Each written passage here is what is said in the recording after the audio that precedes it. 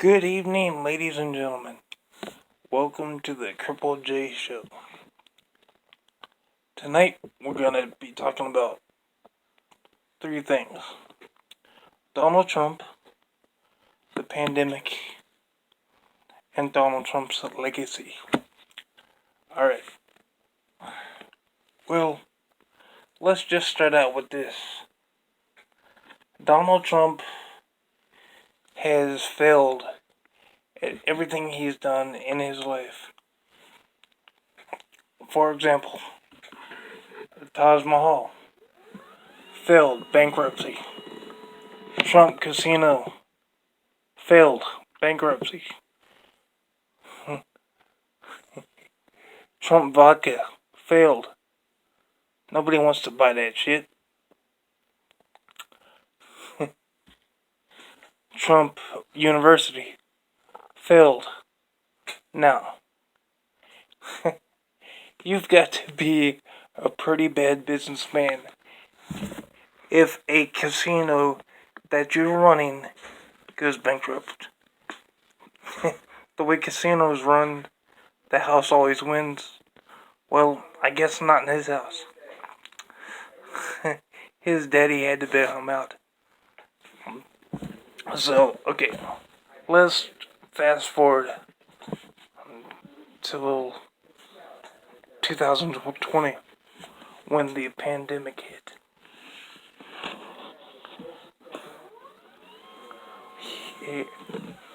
Alright, I just want to have this in perspective. As of now, 200,000 plus people have died because of the pandemic and because of his incompetence. His direct incompetence caused the deaths. Now, he's been downplaying it from the beginning. He even said it in his own words. He don't want to cause a panic. But you see, I think there's something more deep here. You see, I think it wasn't that he was afraid to cause a panic. I think he panicked.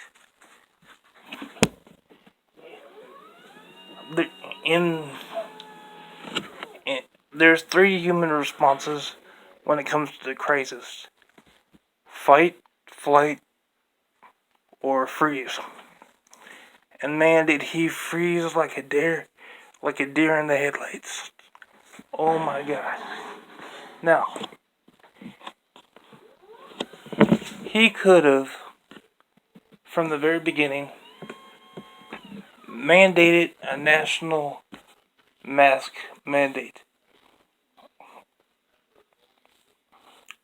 I know, I mean, if he would have done that, countless lives would have been saved. I'm not saying that nobody would have died, of course. People would have died. Not everybody's safe. But at least he could have said, wear a mask and this stuff will be over in about 2 months. This is what every scientist told him. Every single scientist. And he said, nope, we're going to leave it up to the states. I don't want to infringe on anybody's rights. And for months, he downplayed it in the public. At first, he called it Democratic hoax, that it would just disappear like a miracle.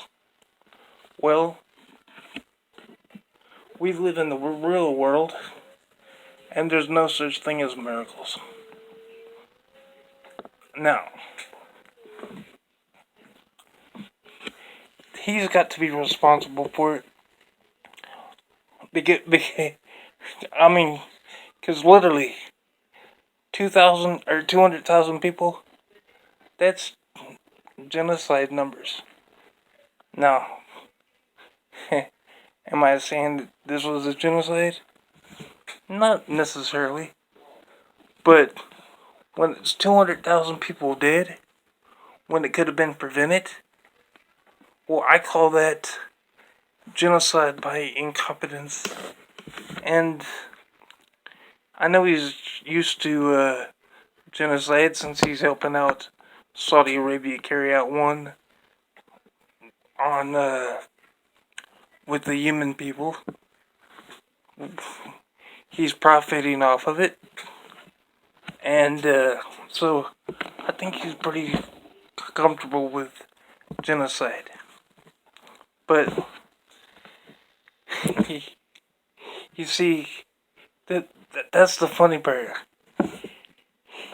He don't care about the American people. He only cares about himself. That's pretty bad for a leader. Now, if you're so incompetent that you can't say, "Hey, look, there's a problem, folks. Do what the scientists say, and everything will be all right in a few months." If he can't say that, he's not a leader. He's a coward. Now, now, 2 days ago, September 21st, he held a massive rally with thousands of people. Thousands of people. They were shoulder to shoulder, no masks, and he was still harping on like it was nothing. He said, and I quote, "It will only affect old people.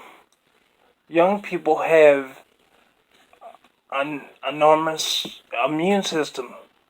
It'll wipe them out like it's like the flu." Now, he knows that's a lie because there's thousands upon thousands of people under 30 that's dead. Now, he's lying to them, and not only that, but when you pack that many people shoulder to shoulder, that's a breeding ground for the so-called, like, the virus.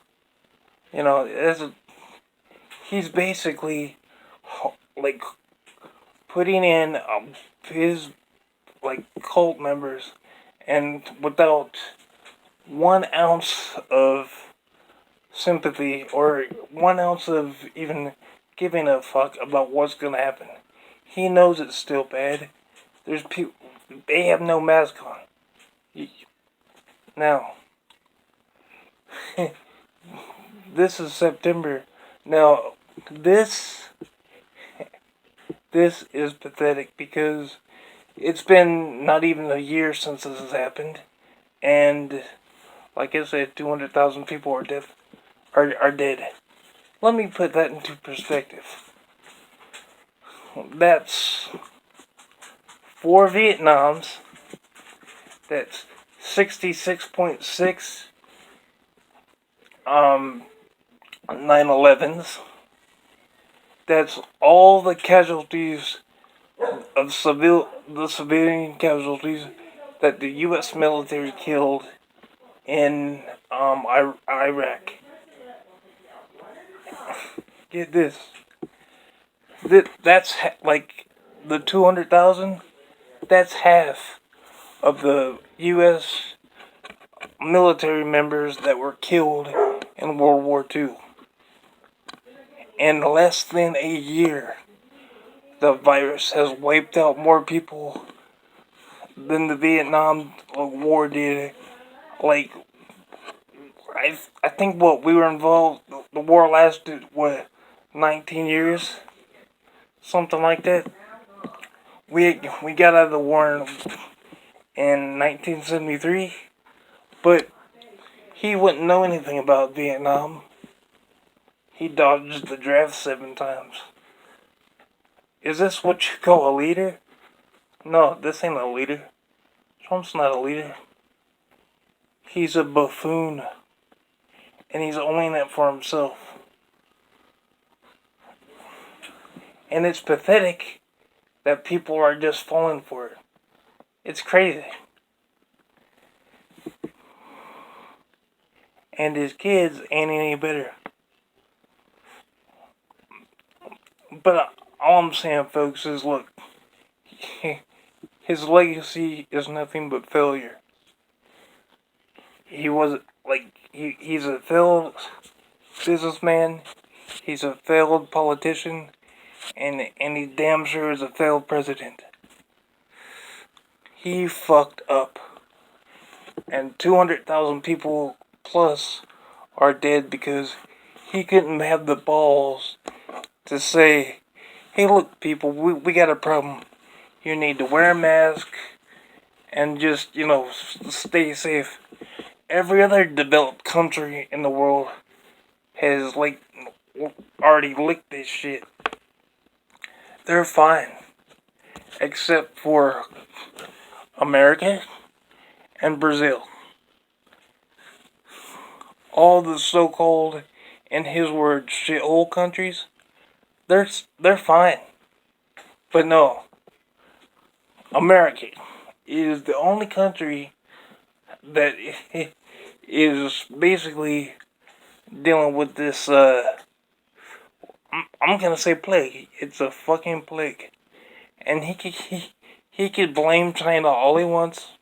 Hell, he could blame extraterrestrials for all I care. But people, you gotta realize, he's gotta take responsibility for his own fuck ups. He doesn't do that. He never knew how to do that in the first place. And there's, 38 days to the election? If if people keep buying his bullshit, there will be no democracy left. So, yeah, I might sound like I'm a little pissed off. I am, because 200 plus thousand people are dead because he fucked up. Alright, thanks. Have a good day.